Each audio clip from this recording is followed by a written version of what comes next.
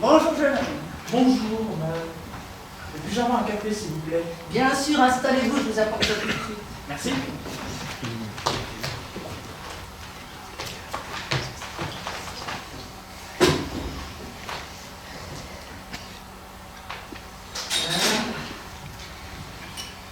Vous êtes nouveau dans le quartier?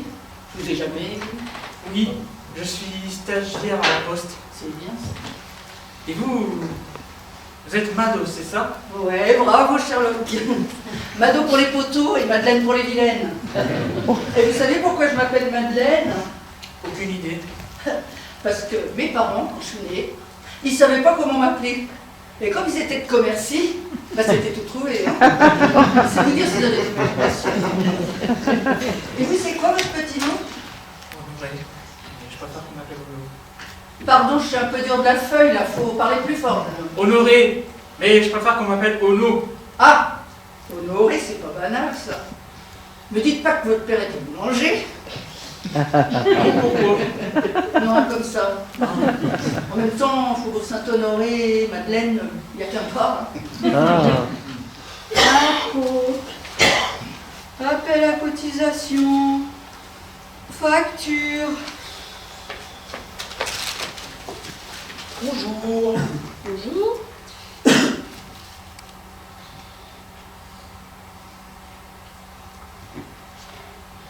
Excusez-moi. Monsieur Martin, ça vous dit quelque chose?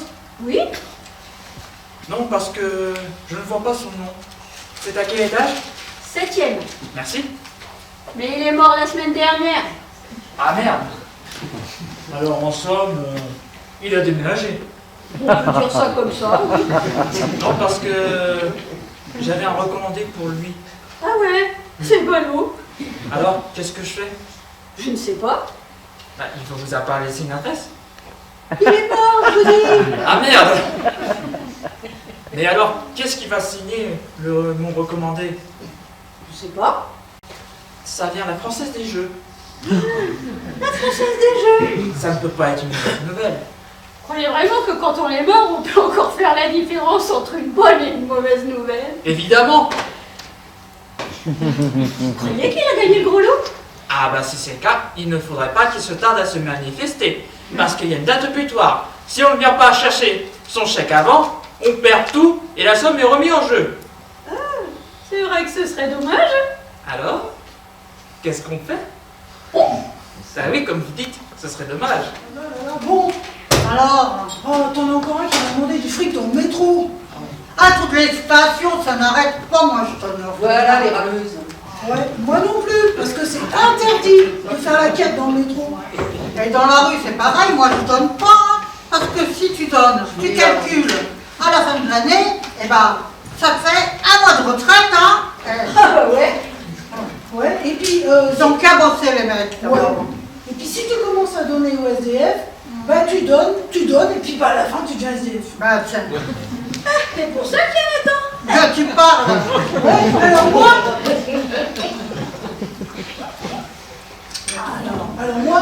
non merci. Ah, ouais, non, t'as raison. Et puis des fois en plus, c'est pour s'acheter du pinard et se bourrer la Et gueule. voilà, Et ça leur rend pas service. Le seul moyen pour être sûr qu'ils bouffent avec, c'est de donner aux entreprises charismatiques. ah ouais, ça c'est Moi, je donne au reste du cœur. Ah ouais, ça c'est bien. Tous les ans, recta. C'est bien. Et comme ça, t'as la conscience tranquille. combien tu donnes? 1 € symbolique. Mais tu te dis, si tous les Français y donnaient 1 € symbolique, eh ben ça ferait bouffer tous les SDF. Ah, C'est vrai. ah ouais. Faut réfléchir. Tout à fait. 1 € symbolique parce que c'est ma part. Ouais, je donne pas pour ceux qui donnent pas. Ah bah non. Ouais. Et si je te donne 1 €, tu pourras l'ajouter à ton euro la prochaine fois? Ah ouais, d'accord. Ah bah attends, oh putain.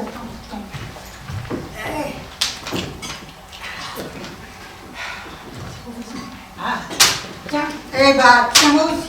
Eh ben merci pour eux. C'est comme ça, on a la confiance. Ouais. Tranquille. Bah, Tout à tiens. fait, on se sent beaucoup mieux avec sa confiance, hein. Allez, À notre conscience. On avait du sable dans les yeux, dans la bouche.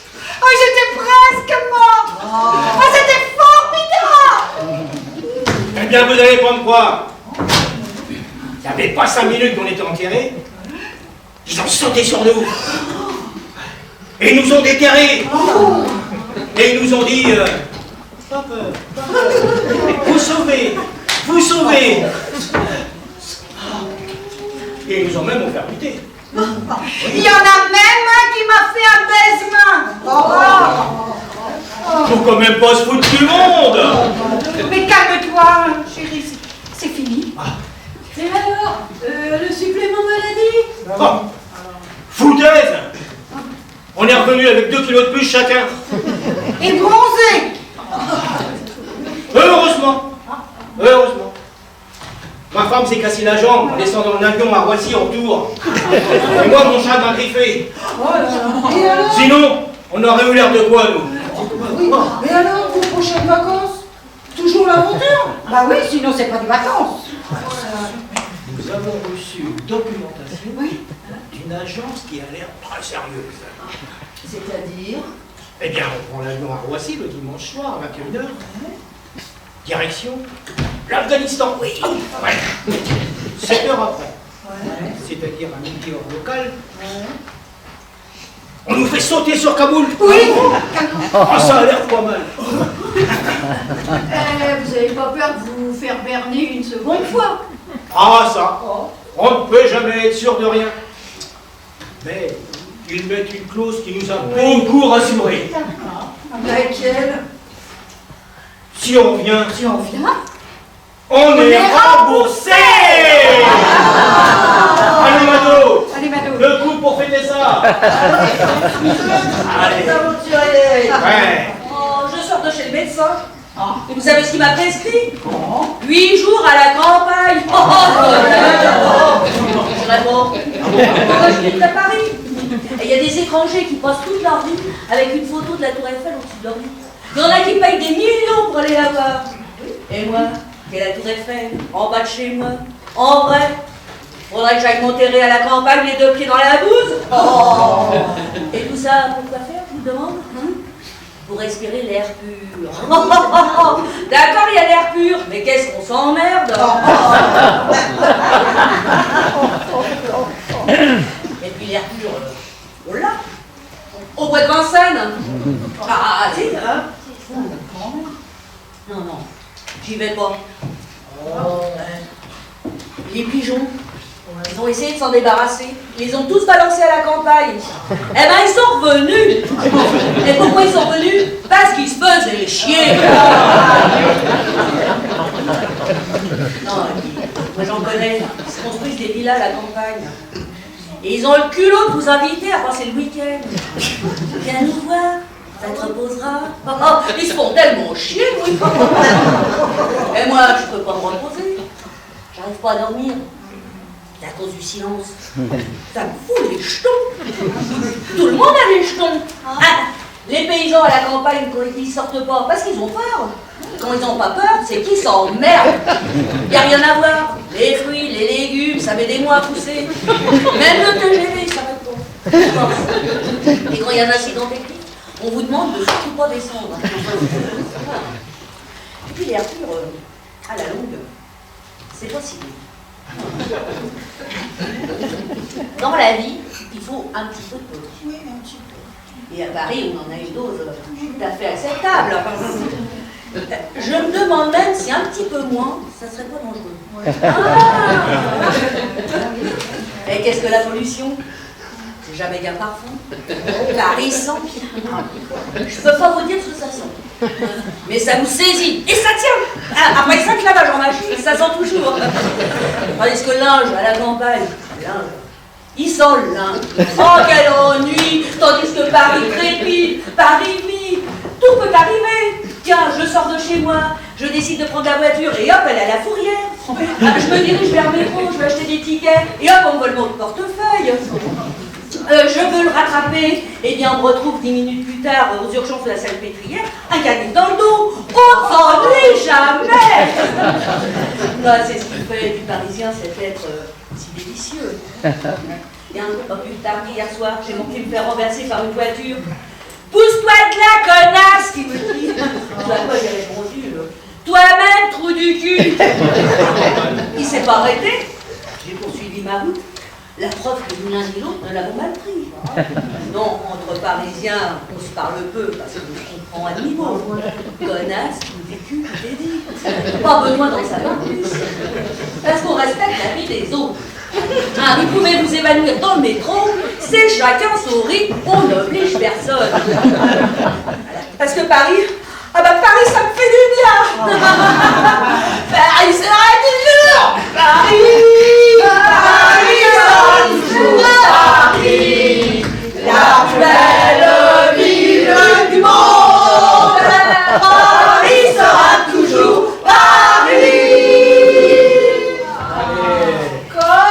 Qu'il me prend dans ses bras, qu'il me parle tout bas, et je vois la vie en rose. Bon, papa, c'est bon. Tu vas pas nous faire un concert non plus. Des mots d'amour. Tu vas pas nous faire un concert non plus, c'est bon là. Oh, c'est quand même plus drôle, qu'est-ce que raconte la dame, là.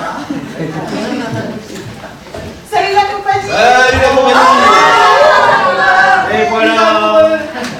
On vous présente Katie, c'est notre nouvelle voisine. C'est la petite anglaise de ce matin. Allez, viens. Ah bah tu vois. Allez, champagne, Mano. On dirait bien. Qu'est-ce que c'est? Ah, chihuahua. Trottinette électrique. Allez, on va faire plaisir. Ouais, rien de tout ça. Non, rien. On vient d'acheter un sèche-linge. Ça se fait champagne. Bon, eh bien, je préfère le dire ici à tout le monde, plutôt qu'à la police. Après, je serais soulagée. Il y avait trop de sang. Bon, au début, ça allait, il y en avait un peu, c'était supportable. Et puis, il s'est mis à couler un gros bouillon. Impossible de l'arrêter, ça giclait de partout. Il y en avait sur les murs, sur les draps, sur les affaires. Ça coulait sur le parquet. Moi, j'aime pas tellement le sang. Je l'écouterais plutôt. J'avais donné le premier coup à la gorge. C'était pas mortel, hein. Ah non. La caroudite était intacte. Enfin, il était bien entamé. Hein. Il s'est mis à vomir et à pousser des borboris comme ça. Alors j'ai frappé. La lame est entrée dans l'œil. Je l'ai entendu grincer contre l'os. C'était pas calculé, hein. Un hasard. Mais il se débattait en envoyant des petits coups, comme ça, au petit bonheur. Il fallait bien que je fasse quelque chose. Alors j'ai continué à frapper. Dans le bras, dans le ventre, dans les jambes. Il a bien fini par se calmer. Il bougeait plus. Alors, il a bien fallu le découper. Mais moi, je suis pas douée pour ce genre de choses. Je sais pas. J'ai jamais su découper le poulet, ni le gigot. J'arrive pas à faire de belles tranches. Je salope tout. D'ailleurs, il n'arrêtait pas de me le répéter. Ouais. Quand j'ai réussi à détacher la tête, on aurait dit qu'il était vide à l'intérieur. Comme une poupée. Une poupée pleine de sang.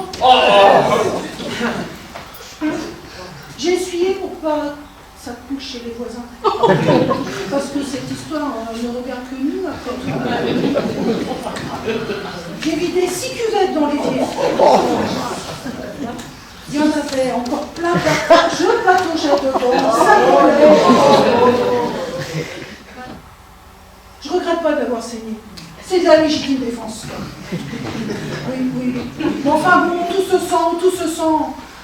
J'aurais mérité que ça se passe autrement. Plus cool. On n'est pas des sauvages. Bon, voilà, j'ai tout dit. Là, je me sens mieux. Tant pis si on me gronde. Mais au moins maintenant, je suis redevenue une femme, une vraie femme. Je vais pouvoir mener une vie normale. Rencontrer un homme. Dis donc. Mais cette fois, je ferai attention. Allez, serre-moi le cou.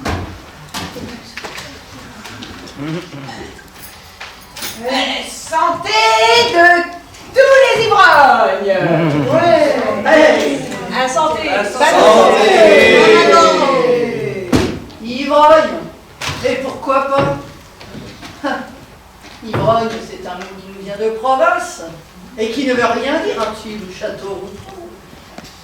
Mais au cœur de Paris, je connais quelques princes qui sont, selon les heures, archanges, loups-garous.